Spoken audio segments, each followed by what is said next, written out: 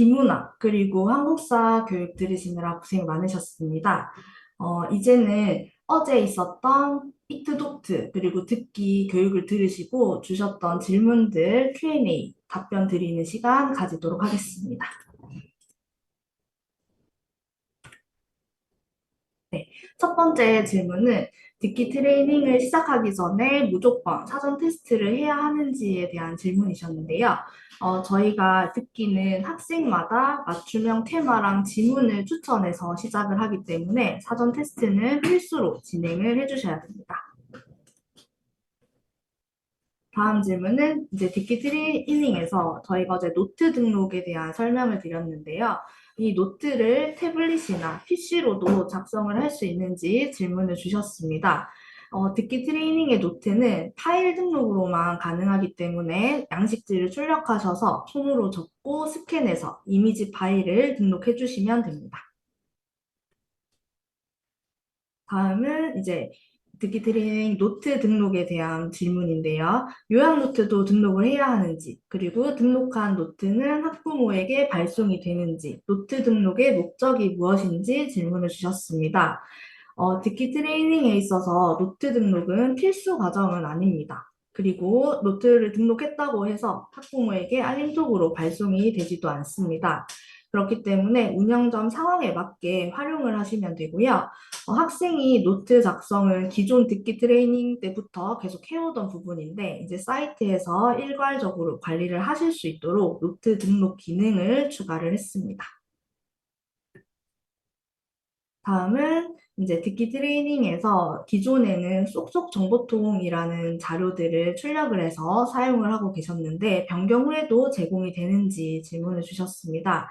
어제 보신 그 듣기 트레이닝 학생 화면에서는 아마 쏙쏙 정보통을 찾으실 수 없으셨을 텐데요.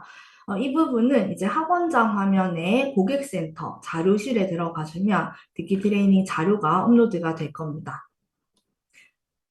직접 이제 사전에 미리 출력을 하시는 경우가 많기 때문에 저희가 아예 학원장 화면에 자료실에 탑재를 하도록 결정이 됐고요. 이제 정보 자료를 만들 수 있는 테마가 고사성어밖에 없어서 이제 고사성어 컨텐츠만 자료를 제공할 예정입니다.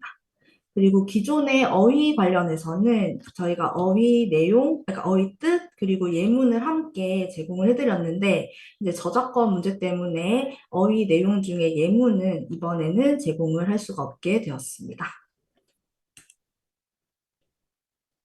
다음은 이제 듣기에서 네 개의 테마 카드가 학생 메인 화면에 떴을 때 자유롭게 선택을 해도 되는지 아니면 앞에서부터 차례대로 해야 하는지 질문을 주셨습니다. 학생 메인에 이제 카드가 뜬 네 개 중에서는 자유롭게 선택을 하셔도 됩니다. 이 각각의 테마별로 학생의 활동 결과에 따라서 각각 다른 배소 그리고 다른 단계가 적용이 됩니다. 그리고 하나의 테마만 진행한다고 해서 다음 진행 과정을 뭐 할 수 없거나 그런 게 아니기 때문에 네 개 테마를 뭐 반드시 균일하게 진행하실 필요는 없고요. 학생한테 맞춰서 진행을 해주시면 됩니다. 다음 질문입니다. 듣기에서 시사상식 테마는 어느 단계부터 진행할 수 있나요? 라고 질문을 주셨습니다.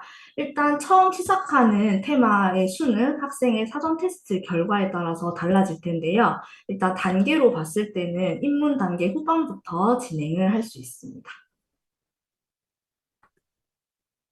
네, 다음은 이제 듣기에서 한 개 강을 진행하는데 소요 시간이 어느 정도 걸릴지, 그리고 지금은 수업을 하시는데 15분 정도 걸리는데 리뉴얼 했을 때 시간이 더 걸릴 것 같다라는 질문을 주셨습니다. 저희가 테스트 했을 때는 소요 시간은 기존 수업 시간과 유사할 것으로 예상을 합니다. 그리고 60분, 90분 수업 구성 팁에 대해서도 질문을 주셨는데요. 이 부분은 이제 지역별 그리고 운영점별로 수업 환경이 각각 다르기 때문에 지사별로 상의를 하시면 좋을 것 같습니다. 다음은 익투독트 관련된 질문이었습니다. 익투독트를 아이들이 진행하는 방식에서는 거의 동일한지 질문을 주셨는데요. 메인 화면이나 결과지 구성이 좀 달라졌지 수업 진행 방식은 기존과 크게 달라진 점이 없기 때문에 학생들 입장에서는 뭐 낯설지 않게 진행을 할 수 있을 것 같습니다. 다음은 학습 데이터 관련 질문이었습니다. 지금까지 학생들이 진행하던 학습이 어떻게 되는지, 수업 중인 학생들의 이력이 옮겨지는지 질문을 주셨습니다. 익트독트의 경우에는 지금 현재 진행 중인 학습관을 비롯해서 이전 학습 데이터도 모두 이관이 될 예정입니다. 그래서 진행하고 있던 강을 이어서 진행하실 수도 있고, 새로운 사이트에서 이전 학습 이력도 확인을 하실 수 있습니다. 다만 기존 익스에서 진행하던 듣기, 비문학, 한국사 같은 경우는 익스에서 마무리를 해주셔야 합니다. 저희가 익스 플러스가 개편된다고 해서 익스 사이트가 바로 닫히는 건 아니기 때문에 지금 이미 부여를 해서 사용 중인 학습관은 이제 익스에서 마무리를 해주셔야 하고요. 좀 잠시 후에 이제 본부장님께서 설명을 해주시겠지만 아직 부여하지 않은 익스의 라이센스는 계속 익스에서 사용을 할지 아니면 새로운 익스 플러스 사이트로 옮겨 오실지 원장님이 선택하실 수 있습니다. 다음은 별에 대한 질문이었습니다. 별 관련해서 질문들을 많이 주셨었는데요. 먼저 별이 코스별로 별도 관리가 되는 것인지 아니면 학생 개인별로 통합 관리되는 것인지 질문을 주셨습니다. 별은 학생 개인별로 통합 관리됩니다. 그래서 테스트를 진행할 때마다 결과에 따라서 별을 얻을 수 있습니다. 네, 별 획득 시점과 그리고 별 획득 기준을 자세히 알고 싶다라고 문의를 주셨습니다. 일단 별 획득은 해당 강을 완료했을 때 학생이 그 획득 조건에 해당한다면 자동으로 부여가 됩니다. 저희가 이번에 이제 개편을 하면서 학생들의 학습 집중도를 높이기 위해서 별이라는 제도를 새롭게 신설을 했는데요. 이게 처음 이제 적용되는 개념이다 보니까 저희가 그 프로그램별 상세 획득 기준을 테스트 기간을 거친 후에 최종적으로 정리를 해서 추후에 공지를 할 수 있을 것 같습니다. 네, 학생들이 별을 모아서 어떻게 활용을 할 수 있는지도 질문을 주셨습니다. 일단 별은 익스몰에서 포인트로 전환을 해서 사용을 할 수 있습니다. 이제는 학생들도 익스몰을 사용할 수 있는데요. 익스몰에서 학생들은 도서와 굿즈를 구매할 수 있습니다. 그래서 별을 모은 별들을 포인트로 환산해서 도서나 굿즈를 구매할 때 현금처럼 사용을 할 수 있는데 그 환산 기준은 지금 현재로는 한 개당 100포인트로 저희가 설정을 해두긴 했습니다.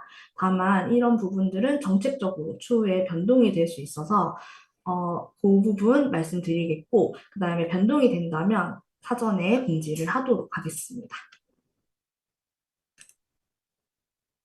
네, 또 별과 관련된 질문이었는데 이전 사이트에서 진행을 하다가 이트독트인 경우에 학습 데이터를 옮겨갈 텐데요. 이렇게 옮겨진 학습에 대해서도 별이 지급되는지 질문을 주셨습니다. 이미 완료된 학습에 대해서는 지급이 되지 않고 새로운 사이트에서 진행한 학습부터 별이 지급될 예정입니다.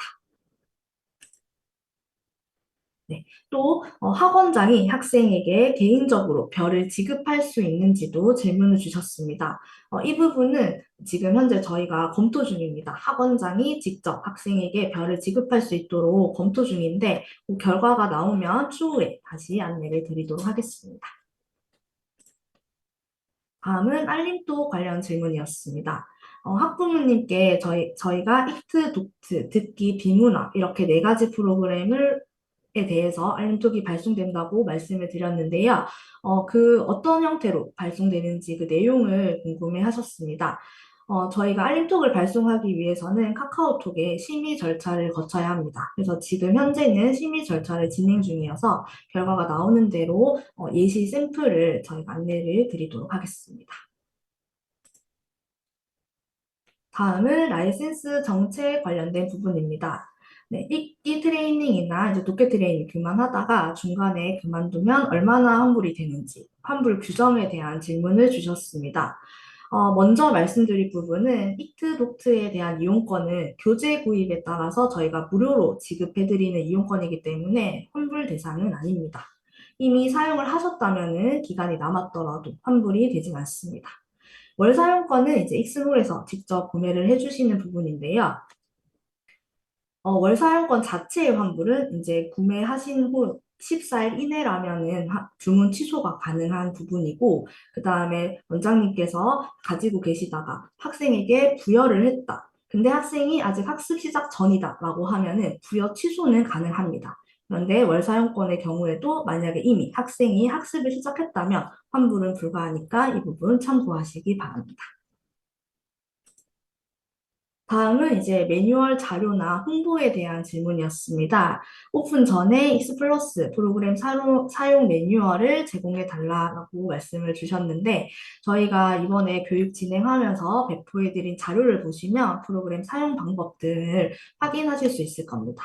교육이 끝나면 한 번 더 그 3일차에 걸쳤던 교육 자료들을 정리해서 다시 공지를 해드리도록 하겠습니다. 마지막 질문입니다.